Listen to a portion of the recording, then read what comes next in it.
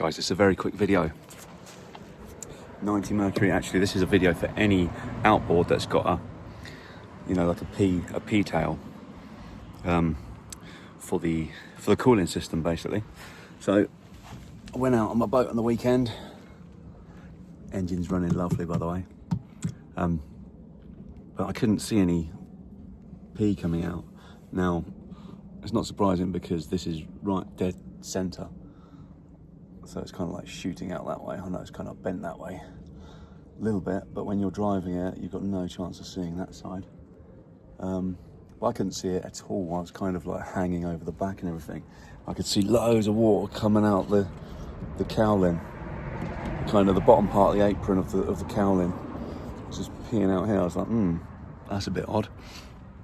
Anyway, cut a long story short, the actual tubing had gone inside, kind of like just kind of reversed up on itself, backed into the you know, where the, what's it called, you know, where the water jacket is, kind of just at the back here.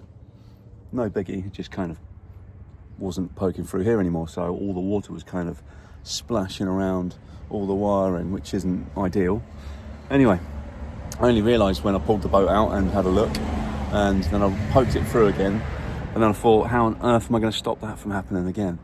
And I was thinking of zip tying like stuff, zip tying it to like the HT lead maybe coming out the spark plug. But I thought, no, I don't want to zip tie a water tube to like an electronical part.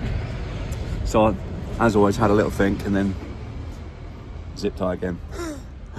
Just little zip tie around the end there. Don't do it too tight. You don't need to do it too tight. You just need to basically just so that it starts pinching, so it's not gonna creep back into the hole.